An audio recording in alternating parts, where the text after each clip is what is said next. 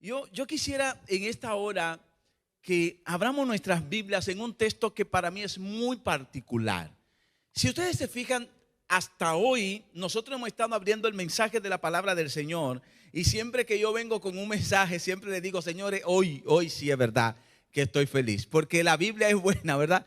Toda la Biblia es buena y yo me gozo en la palabra del Señor. Todos los días a mí me gusta más el mensaje, pero no es porque uno sea más grande que el otro, porque toda la Biblia es buena. Cada día hemos estado tratando de hablar acerca de esa mano que se extiende para dar vida y vida en abundancia. El Dios que liberta, el Dios que restaura, el Dios que rescata. El domingo, no sé si ustedes recuerdan, el sábado veíamos cómo el Señor se encontró con una mujer llamada la mujer samaritana, y él decía que él era la fuente de agua que brota ¿para qué? Para vida eterna. Un Dios que en su infinito amor se acercó a la humanidad, pero no a uno, no a los más ricos, no a los más empoderados, sino a quienes, a toda la humanidad. Vino a buscar y a salvar ¿el qué? Lo que se había perdido. Ese es mi Dios, y yo digo alabado es el nombre del Señor. Pero también veíamos cómo se nos presenta a través de la palabra de Dios un mensaje de liberación. Veíamos en el endemoniado gadareno cómo la Biblia presenta que el Señor, quien vino a dar vida, Él viene a transformar. No importa la forma desforme que podamos estar, el Señor ha venido a transformar. Y hemos visto su acción transformadora en muchas cosas. El Dios que creó el mundo todavía transforma vida. El Dios que hizo de lo que no había, todavía coloca su gracia, todavía coloca su amor, todavía coloca su empeño, señores, su empeño. Se detiene el Señor. Con nosotros se detiene el Señor para crear, para amar, para dar, para instruir. Ese es mi Dios. ¿Cuántos dicen amén? Saben, estábamos viendo también a través de la palabra de Dios cómo nosotros encontramos en Él la oportunidad de saber que cosas que a veces parecen sencillas o grandes, problemas que nos atan para encontrar la gracia del Señor, el Señor con su poder, con su autoridad, como pasó con Lázaro y lo vimos anoche, el Señor tiene más que poder para libertarnos, para darnos su gloria. No importa lo grande de nuestro problema. Ayer aprendimos que no le digamos a Dios lo grande de qué, de nuestro problema, sino que le digamos a nuestro problema, cuán grande es mi Dios. ¿Cuánto creen que su Dios es grande? Gloria al Señor. Y yo creo que esta noche estamos listos para estudiar el mensaje en Hechos capítulo 8. A mí me encanta mucho estudiar la Biblia en Hechos capítulo 8 con la historia de Felipe y el hombre etíope, porque yo siento que se acerca a nosotros. ¿Se acerca a quién? A nosotros. Por ejemplo, cuando uno lee la palabra de Dios y está hablando en los evangelios acerca de Jesús y los discípulos, uno como que está pensando en esa historia de cuando Jesús caminó por la tierra y que Jesús andaba con sus discípulos, y a veces uno se conecta como a un lugar muy lejos, allá cuando Jesús estaba en la tierra. Pero después que el relato bíblico pasa de Hechos para adelante, está hablando después que Cristo se fue, después que Cristo dejó sus promesas, después que la iglesia empezó a expandirse, y de pronto uno se encuentra con un relato diferente. Personas que como tú y como yo no tuvieron la oportunidad de conocer a Jesús caminando en la tierra, pero que recibieron un llamado especial. Y esto es lo que pasa hoy con nosotros. El mismo Jesús había dicho: bienaventurados los que no vieron y los que no estuvieron ahí, pero que creen por fe. Nosotros somos bienaventurados en el nombre del Señor. ¿Cuál es el hecho de muchas personas? Hay personas que dicen: pastor, mire, yo cuando Jesús me llame, yo me entrego a Él. ¿Cuando Jesús qué? Cuando Jesús me llame. Y esto es algo así. Miren, nosotros a veces somos tan sinceros que yo he estado a veces allá en Santo Domingo en la calle invitando a algunas personas para ir a la iglesia, y les digo: mira, te espero mañana para que vaya a la iglesia. Y ellos me dicen: sí, si Dios quiere yo voy. Y yo digo: si es que Dios, si es porque si Dios quiere, pues ya tú tienes, me imagino que vas a amanecer allá. Porque si hay algo que quiere Dios es que tú vayas. Pero a veces somos así como tan sinceros. Pero ¿qué tanto es esta realidad de que cuando Dios me llame, cuál es la forma en que Dios llama? ¿De qué manera nos llama Dios? ¿Cuál es la manera que Dios utiliza para tocar, para hablar al corazón, para impresionarnos con relación a las decisiones importantes que tenemos que tener? Muchos de nosotros sueñan y piensan, bueno, yo quisiera como que el cielo se abra un día. Y cuando el cielo se abra, se mencione mi nombre. Y cuando se mencione mi nombre, Jonathan. Yo imagino Jonathan que si eso pasa, se va a correr, ¿verdad, Jonathan? Se corre, claro, se va a correr. Porque cualquiera se asusta, cualquiera dice, pero ¿y qué pasó? Y a veces uno tiene como una idea como esta. Hoy vamos a analizar cuál es la manera en que Dios utiliza para llamar a sus hijos. Porque quiero decirles algo, Dios llama. ¿Cuántos creen que Dios llama? Esto está en la Biblia desde el libro de Génesis hasta en el Nuevo Testamento. Pues bueno, ya hay ni decirle, en el Nuevo Testamento es donde ocurren los mayores llamados del Señor, porque por impresión, por llamado, por revelación y por fe, el Señor hizo muchísimas maneras de cómo llamar. Y yo quiero que estudiemos hoy por lo menos una, dos o tres formas en que Dios llama. Y lo vamos a ver en la historia del etíope, un hombre al cual el Señor de una manera u otra llamó, el Señor tocó, el Señor escogió. Vamos a la palabra de Dios. Hechos capítulo 8, versículo 26 en adelante. Dice la palabra de Dios allí: un ángel del Señor habló a Felipe diciendo: levántate y ve hacia el sur por el camino que desciende de Jerusalén a Gaza, el cual es ¿qué? Desierto. Y dice el 27, entonces él se levantó y fue. Y sucedió que un etíope, eunuco, funcionario de Candace, reina de los etíopes, el cual estaba sobre todos sus tesoros, había venido a Jerusalén para adorar. Volvía sentado en su carro leyendo al profeta ¿qué? Isaías. El verso 29 dice: y el Espíritu dijo a Felipe: acércate y júntate a ese carro. Y entonces sigue diciendo el relato: acudiendo Felipe le oyó que leía el profeta Isaías y le dijo: pero ¿entiendes lo que lee? Y entonces allí viene la respuesta en el versículo 31, que dice así: él dijo: ¿y cómo podré si alguno no me enseñare? Y rogó a Felipe que subiese y se sentase con él. Y yo quisiera que leamos un poco de lo que estaba leyendo aquel hombre en Hechos 8:32, que estaba leyendo Isaías capítulo 53. El pasaje de la escritura que leía era este: como oveja a la muerte fue llevado, y como cordero mudo delante del que lo trasquila, así no abrió su boca. Vamos a seguir leyendo.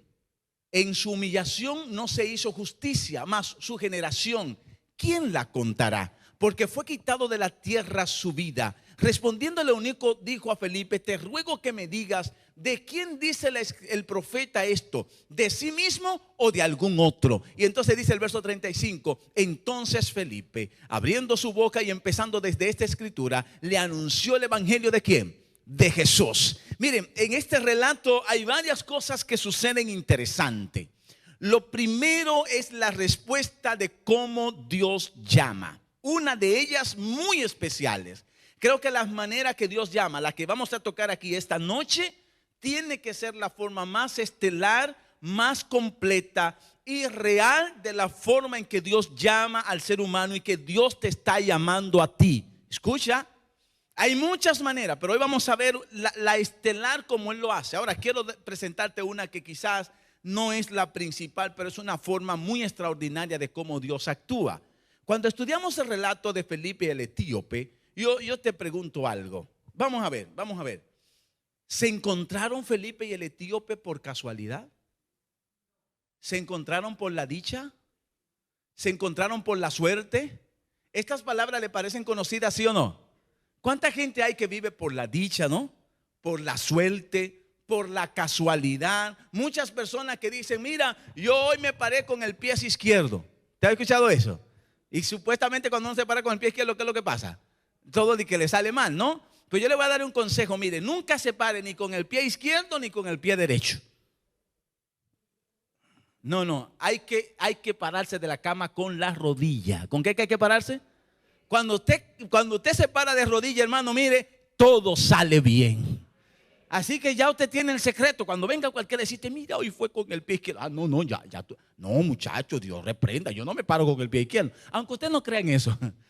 Y usted le dice, yo me paro con la rodilla, porque ahí sí es verdad que las cosas salen buenas. ¿Cuántos dicen amén?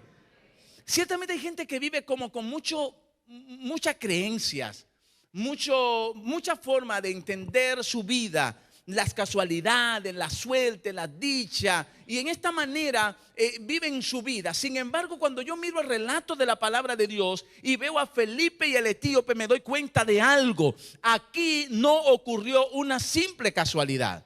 Aquí no ocurrió una dicha o una suerte. Lo que dice el relato de la palabra de Dios es lo siguiente: el Espíritu del Señor le dijo a Felipe, ve y júntate a ese carro, ve y llégate a la calle, allí donde está la subidita, en el camino que va a Jerusalén, de Jerusalén a Gaza, porque allí encontrarás a alguien.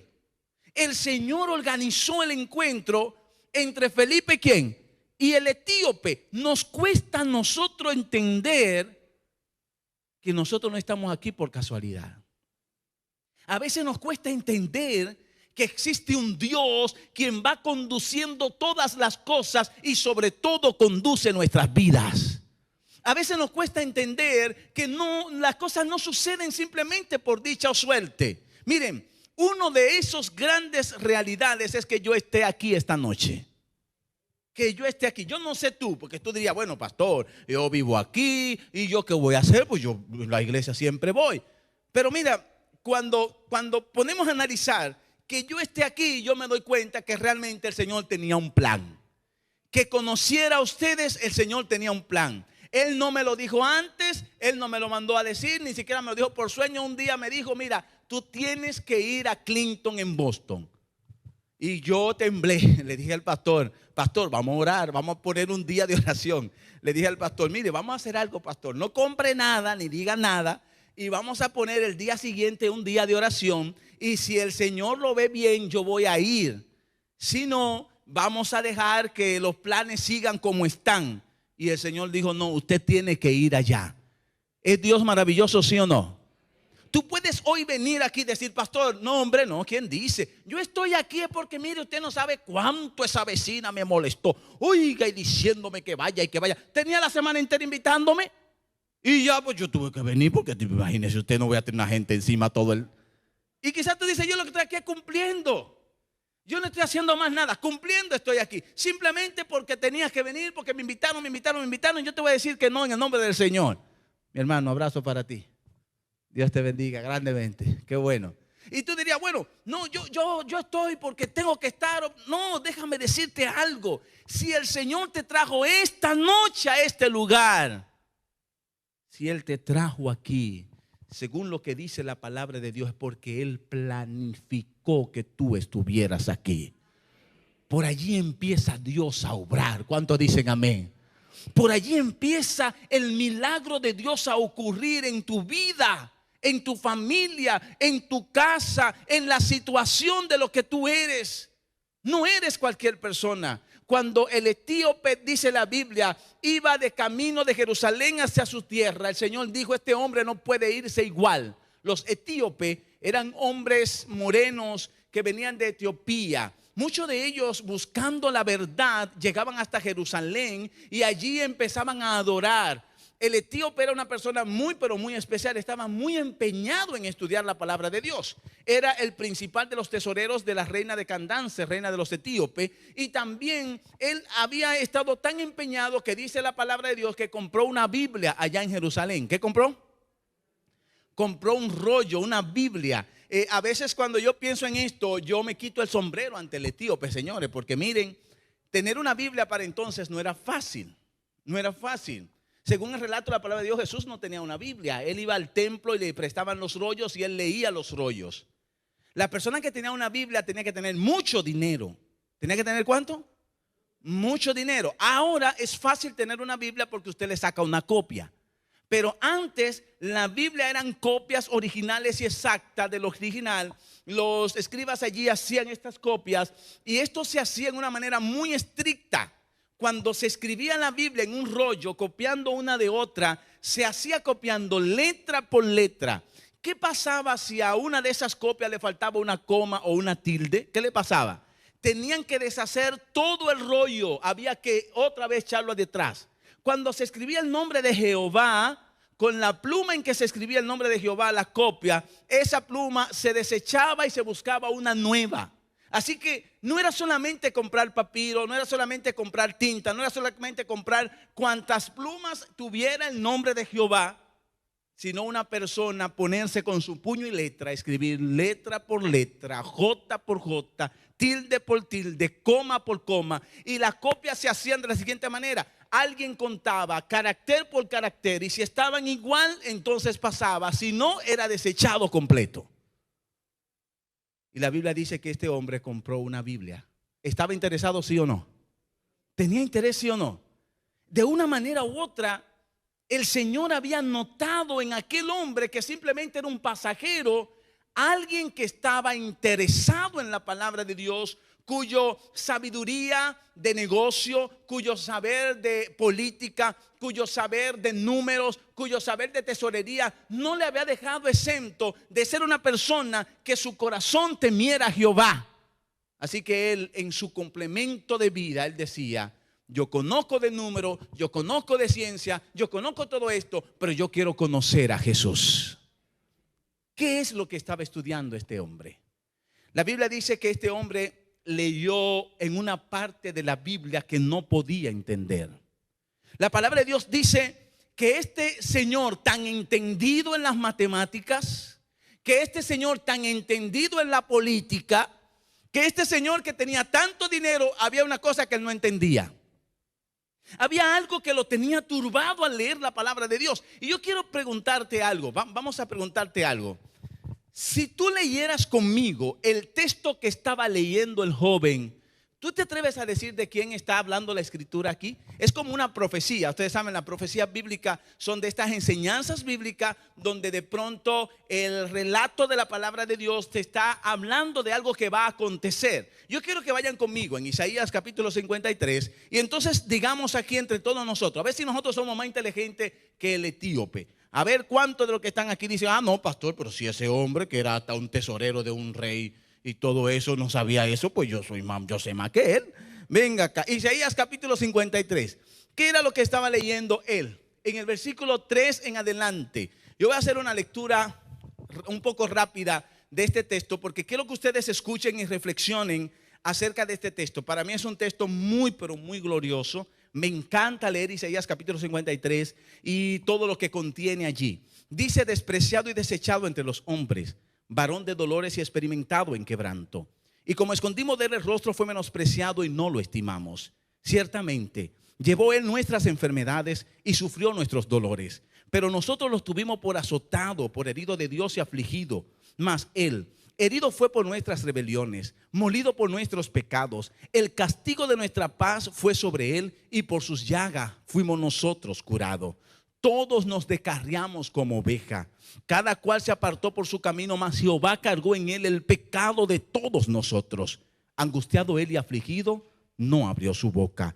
Como cordero fue llevado al matadero, y como oveja delante de sus trasquiladores enmudeció y no abrió su boca. Por medio de violencia y de juicio fue quitado, y su generación, ¿quién la contará? Porque fue arrancado de la tierra de los vivientes y por la rebelión de mi pueblo fue herido. Dice el verso 9: se dispuso con los impíos su sepultura, mas con los ricos fue en su muerte, aunque nunca hizo maldad ni hubo engaño en su boca. Jehová quiso quebrantarlo, sujetándolo a padecimiento. Cuando haya puesto su vida y en expiación por el pecado, verá descendencia, vivirá por largos días, y la voluntad de Jehová será en su mano prosperada. Verá el fruto de la aflicción de su alma y quedará satisfecho.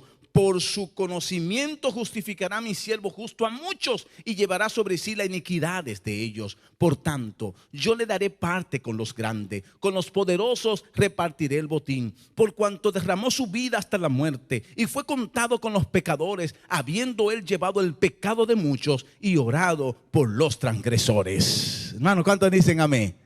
Cuando uno lee un texto como este, como que uno se conmueve. Isaías capítulo 53 es un texto completo hablando acerca de ese varón de Dios que se entregaría. Hermanos, ¿qué era lo que el hombre no entendía? Yo te voy a hacer una pregunta. ¿De quién habla la escritura en Isaías capítulo 53? ¿De qué? ¿Cuántos están de acuerdo que es de Jesús? Wow, pero aquí hay mucha gente inteligente. A veces cuando yo veo esto y hago este ejercicio me doy cuenta que el tema no era que el etíope no entendía. No, no, no. Para mí que ese no era el asunto. Para mí va un poquito más allá. La pregunta del etíope es la siguiente. Dime, ¿de quién habla el profeta esto, la escritura? ¿Del profeta o de algún otro? Pareciera que el hombre está diciendo lo siguiente. Oye, yo prefiero que tú me digas que ahí está hablando del profeta. Prefiero que tú me digas que ahí habla de cualquier persona en común, pero nunca podré entender que la Biblia hable en ese relato de que por mi pecado murió Dios, de que por mi maldad pagó Él, que por mi transgresiones pagó el inocente cuando yo era quien tenía que morir, cuando yo era quien tenía que pagar, cuando yo era quien tenía que padecer. Y Él decía, tú me puedes decir que habla de cualquiera y te lo creeré, pero que habla ahí de Dios. Y entonces dice la Biblia que Felipe, abriendo la escritura, le dijo todo el evangelio de Jesús. ¿Sabe, mi querido? El sacrificio de Cristo en la cruz del Calvario es el acto más extraordinario que haya pasado por este mundo. Cambió la historia de la humanidad. Para entonces, cuando Jesús vino a la tierra, hasta los ateos tienen que reconocer eso, señores. Los libros y todo dicen antes y después de Cristo. El evento que cambió la historia de la humanidad. No importa que el libro sea cristiano o no lo sea, tiene que decir antes y después de Cristo, porque la venida de Cristo a morir por nosotros cambiaría la historia del mundo. Él, Cristo, al entregar su vida. Saben, allí yo encuentro la segunda manera y la manera contundente de cómo Dios llama al hombre.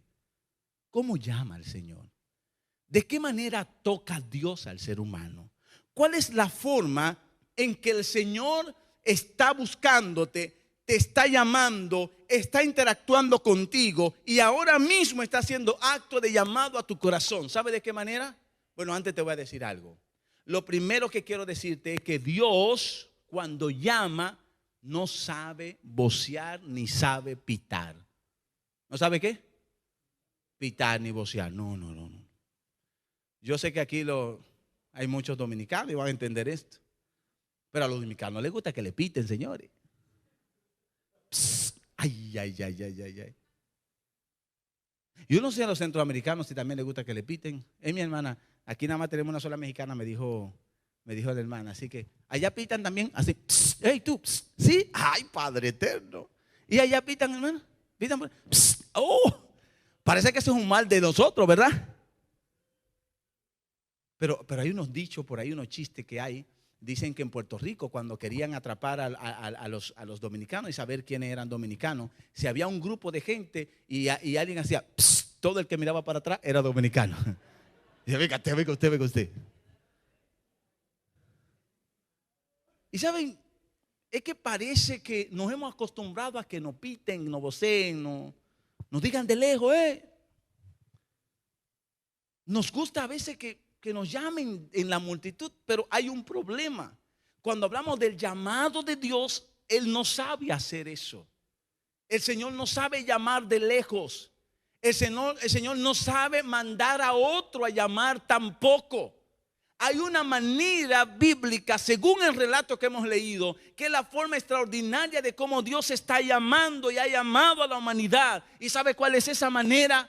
Él vino personalmente a esta tierra. Él tocando corazones. Él descendiendo donde está el enfermo. Él yendo donde está Zaqueo. ¿Saben lo que decían al Señor? Señor, pero tú eres un comilón, porque tú nada más vives comiendo y bebiendo con la gente y con los pecadores. El Señor iba y se les hartaba la comida en la mesa. El Señor iba donde estaba la fiesta. El Señor iba y tocaba el enfermo. Se tiraba al suelo cuando estaba el paralítico. El muerto, estando muerto, siendo inmundo, tocar a una persona muerta, Él lo tocaba. ¿Qué hombre es este? Decían algunos. Él no sabía ir de lejos, Él iba personalmente. Quiero decirte que la manera extraordinaria en que Dios está llamando hoy.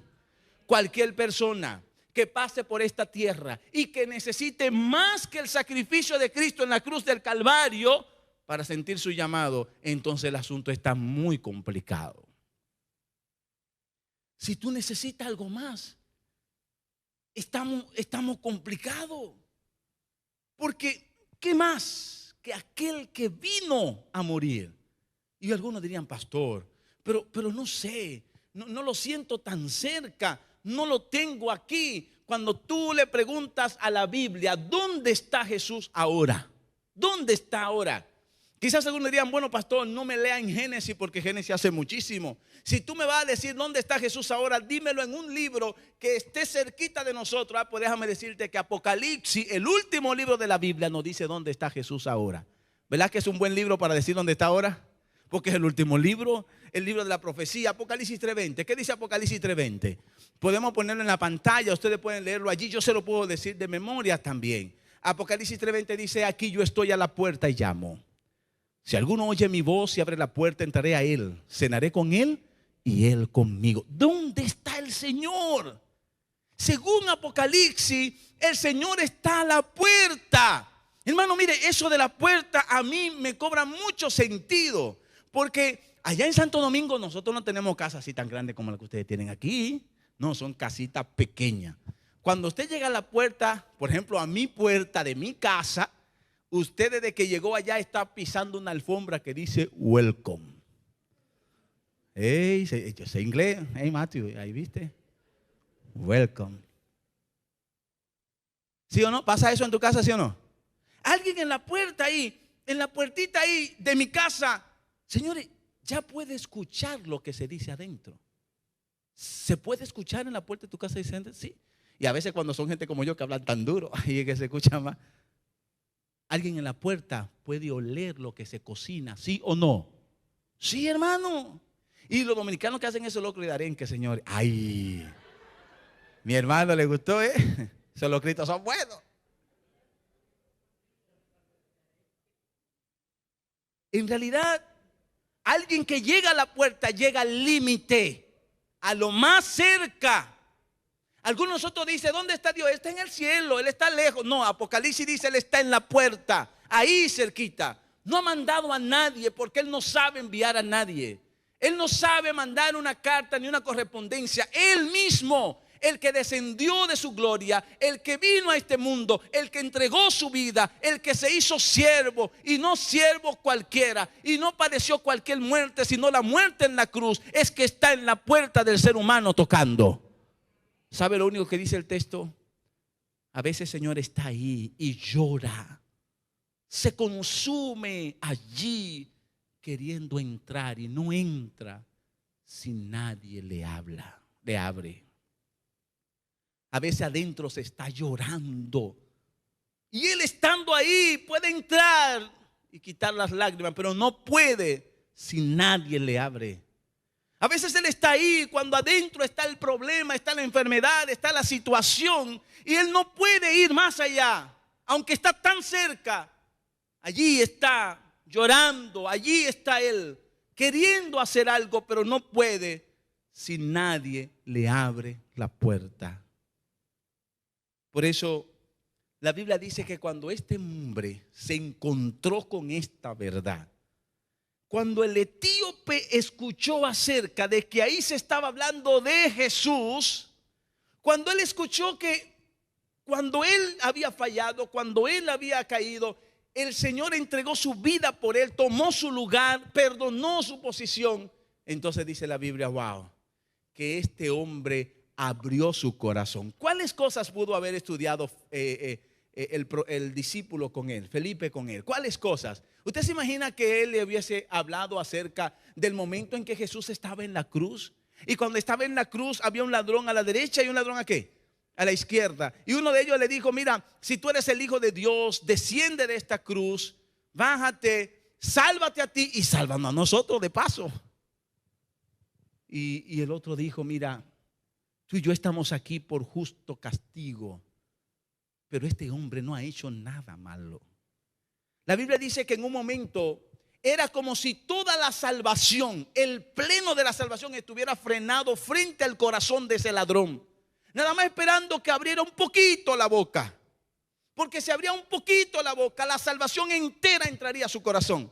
La Biblia dice que el hombre abrió un poquito y dijo, Señor, cuando tú estés en tu reino, acuérdate de mí. Y todo el cielo se volcó y le dijo, te aseguro hoy, no te voy a avisar mañana, no es el mes que entra que voy a ponerte una cita. Yo te doy la seguridad hoy mismo que tú estarás conmigo en el paraíso. Hermano, ¿cuántos dicen gloria a Dios? Quizás cosas como esta escuchó este hombre. Escuchó la manera como Jesús desde la cruz decía, Padre, perdónalos, porque no saben lo que hacen. El que podía apiarse de la cruz se quedó en el madero por ti y por mí. ¿Qué debe pasar en el corazón de alguien que escucha esto? ¿Qué debe pasar en el corazón de una persona que de pronto escucha lo que Cristo hizo? Vamos a ver lo que pasó con Felipe y el etíope. Vamos a ver, vamos a seguir leyendo el capítulo 8. Felipe en el 36 hay una reacción de lo que estaba pasando. Yendo por el camino, aquel etíope, yendo por el camino, llegó a un lugar donde había agua y dijo al eunuco, aquí hay agua, ¿qué impide que yo sea bautizado? Felipe le dijo, si crees de todo corazón, bien puedes. Y él respondió, creo que Jesucristo es el Hijo de Dios. Mandó a parar el carro, dice el versículo 38. ¿Cómo dice? Mandó a parar el carro y descendieron ambos al agua, Felipe y el eunuco, y lo bautizó. Cuando subieron del agua, el Espíritu del Señor arrebató a Felipe y el eunuco no lo vio más, pero siguió su camino como gozoso. ¿Cuántos dicen amén? Hermano, yo a veces me quiero imaginar esa escena. Antes viajaban la gente en cadena. Viajaban en cadena.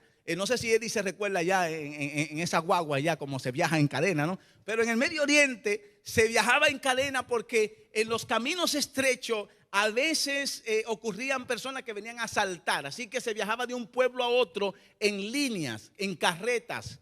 Y cada quien en una línea. Se hacían grandes líneas para cuidarse uno del otro. Y entonces yo me imagino, señores, imagínense esto. Ahí va la línea de gente caminando. El etíope y Felipe van en una de las carretas hablando de Jesús. Este hombre se emociona, un moreno fuerte. Este hombre dice, pero mira, si Cristo hizo esto por mí, ¿qué hago yo aquí? Mira, hay agua, ¿qué impide que yo sea bautizado? Y entonces Felipe le dice, no, hay un requisito. ¿Cuál es el requisito? El requisito es que tú tienes que creer que Jesucristo es el Señor. Y déjeme decirle, mi querido, sigue siendo el requisito de hoy. ¿Sigue siendo sí o no?